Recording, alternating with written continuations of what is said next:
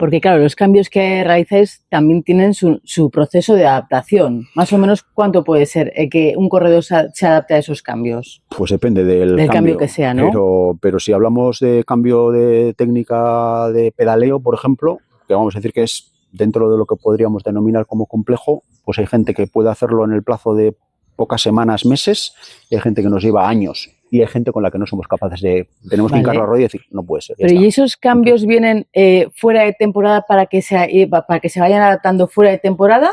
¿No? Entiendo yo que al final, para que vaya cogiendo esa forma de pedalear, esos cambios, para que luego ya en temporada rinda mucho más. ¿O cuando se realizan los cambios importantes? Sí. Incluso vamos más allá, ¿no? Pues en el caso de Jorgenson, que ha sido relativamente sonado, él se retiró del Tour y antes de que el Tour terminase, yo ya estaba con él. Es una práctica que roza un poco, vamos a decir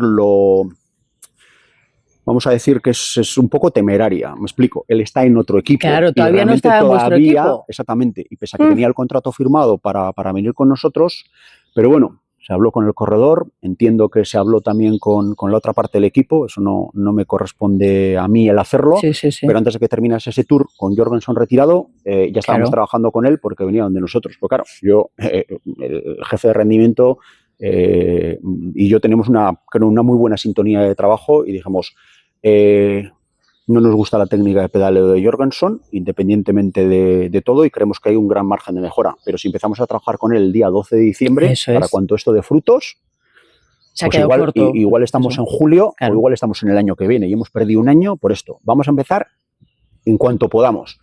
Y no fue fácil porque las adaptaciones, yo recuerdo que en agosto y en septiembre tuvimos que dar pasos para adelante y pasos para atrás, pero porque la situación también era complicada. Estaba en otro equipo, estaba corriendo carreras para un equipo que necesitaba puntos y, bueno, Mateo es una persona que creo que es un hombre muy honesto y es un grandísimo profesional y él, independientemente de que el año que viene fuera a correr en otro equipo, él quería marcharse de allí con el trabajo bien terminado, no diciendo, oye, ya tengo contrato el año que viene, pues a la mar y morena, ¿no? Yo, por lo que le voy conociendo y trato con él, creo que es una persona exquisita y a ese nivel quería ayudar al equipo hasta el último momento porque sabía además que los puntos que podía facilitarles esto, y había que ir a Canadá y tal y cual, y bueno, fueron momentos complicados, pero afortunadamente pues es bastante, vamos a decir, fijo de ideas y tiene una gran determinación y pese a que le ha costado muchísimo esfuerzo, yo sé que se ha empleado a fondo con esto y se ha empleado cuando es difícil además, en invierno, cuando no te ve nadie, en contra de todo viento y marea, pero le da vuelta a la tortilla y ahora Mateo pedalea muchísimo mejor de lo que lo hacía antes con los datos en la mano. Entonces, bueno, pues él... ¿Qué cambio significativo le hicisteis a Mateo? Pues Mateo... era esquiador antes, algo que no se conoce muy habitualmente. ¿Tipo Roglic? ¿Tipo Roglic? Se dedicaba más a los esquís, no a los saltos, sino a esquí de montaña, esquí de fondo y bueno, él es nativo de ahí de Boise y allí pues el invierno es largo, es duro y vives en lo más profundo de los Estados Unidos, ¿no? Y él siempre había tenido unos problemas muy grandes con los gemelos.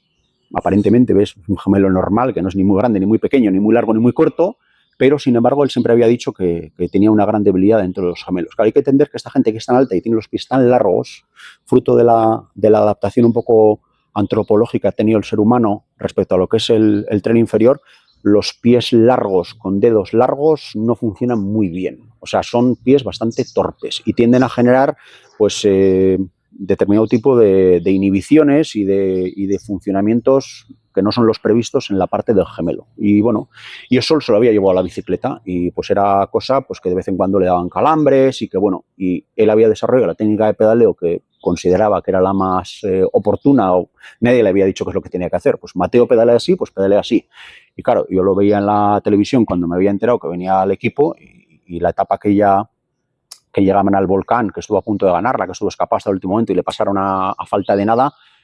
Claro, yo lo veía pedalear y me tiraba de los pelos porque entendía que aquella forma de pedalear era mejorable. Y bueno, pues afortunadamente actuamos así y lo cambiamos. Técnica de pedaleo. Altura de sillín. Algo sí, la forma de altura de sillín. Cambio de bielas. Cambio de bielas, altura de sillín. Longitud. Fundamentalmente eso. Un poco de calas también, creo que tocamos. y darle un mejor soporte al pie. Un poco así en líneas generales eso, pero sobre todo sobre esa base constructiva, por la parte de biomecánica tiene dos cuestiones. La parte mecánica, que la entendemos todas, esa sube, baja, toca el tornillo y no sé qué, es lo que todo el mundo entiende y todo el mundo de alguna manera agradece, y luego está la parte de biomecánica, es ahora tú tienes que hacer esto, con estas medidas y en esto. Y claro, ahí es donde entras con el ser humano y sus demonios. Eso es, claro. Y claro, y no todo el mundo responde igual, y no todo el mundo lo entiende igual, y no todo el mundo lo vivencia igual, y por lo tanto no todo el mundo se adapta igual. Sí, claro. Sí. Tema bielas, ahora es el tema, ¿no? Más cortas, cada vez más cortas. ¿Se pueden recortar todavía más el tema de bielas? Porque creo que Vingegaard en la crono, que lleva 150... Hemos hecho pruebas bastante arriesgadas. Hemos llegado hasta el límite de lo que la bibliografía dice que se puede alcanzar. Y estamos hablando de dos escenarios distintos. La biela en crono es una cosa y la biela en carretera es otra. Con lo cual, dos bicicletas para dos cuestiones distintas no tienen por qué llevar la biela igual, ¿no? Y hoy todavía es el día que alguien te pregunta y dice, oye, pero un ciclista profesional, ¿cómo va a cambiar de longitud de bielas en dos bicicletas? Y digo, los de pista que corren en Omnium pueden cambiar 4 bielas el mismo día, o sea que esto no tiene por qué ser demasiado complicado de hacer, ¿no? Pero hay muchos miedos y muchas resistencias al cambio. Entonces, la teoría dice que no hay pérdidas de potencia hasta los 140 y algún milímetros. Entonces, respondiendo a tu pregunta, se podría llegar a progresar hasta los 140. ¿Quiere decir que todo el mundo tenga que progresar hasta ahí? No, quiere decir que se podría llegar hasta ahí en determinados casos.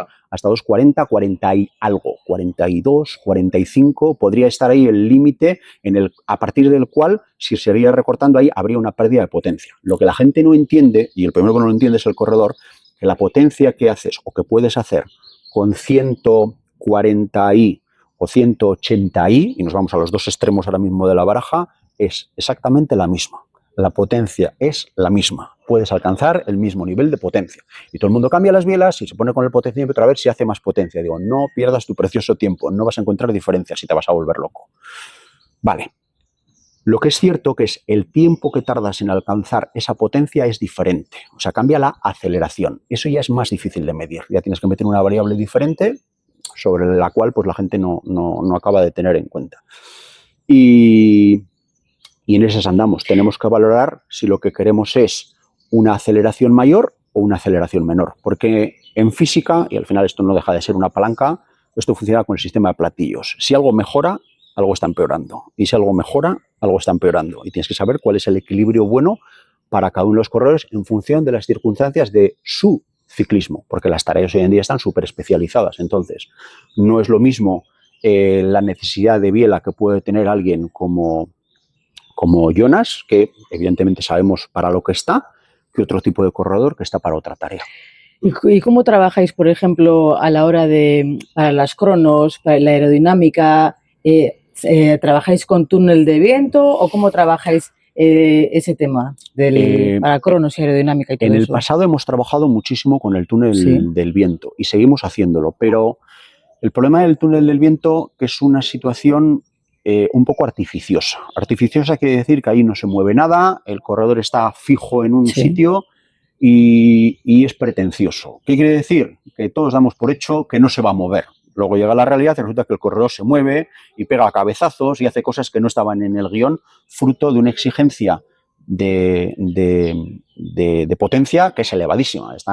Los más ligeros están moviéndose a 400 vatios y los pesados están por encima de los 500. Claro, hay que ponerse encima de la bicicleta y no moverse a esas intensidades.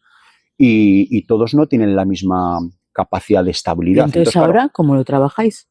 Fundamentalmente en el velódromo y en el campo. Vamos a decir que el velódromo es un poco un camino intermedio entre el túnel del viento, que lo seguimos utilizando sobre todo a través de maniquís para el material. O sea, la posición del casco y cosas que tienen que ver con el casco, para no tener que utilizar y saturar demasiado con pruebas al corredor, lo utilizamos con maniquís en el túnel del viento y hacemos todas las pruebas en el túnel del viento porque el maniquí no se cansa, el maniquí no protesta, el maniquí no se quiere ir a casa, el maniquí... Pero cambia el peso también ahí, ¿no? Bueno, lo hacemos para que haya unas reproducciones casi reales de la situación y eso nos permite trabajar todo el tema de la ropa, todo el tema de los covers de las bicicletas, más el casco, más las diferentes posiciones, diferentes configuraciones, sin molestar al corredor. Luego ya en el velódromo, pues el muñeco ya no nos sirve y tenemos que utilizar al corredor. A ver, con los avatares, cuidado, que podemos sacar cosas muy interesantes. No, en el velódromo. El velódromo es una situación más cercana a la situación real, pero tampoco es una situación real. Es demasiado artefactada, nos sirve para medir con bastante precisión, pero en el velódromo se obtienen números que luego en la vida real quiere decir en una competición, son difícilmente mejorables. Una de las características es que los mejores contrarrelojistas que tenemos son los que menos se separan entre la situación del velódromo y la de la carretera.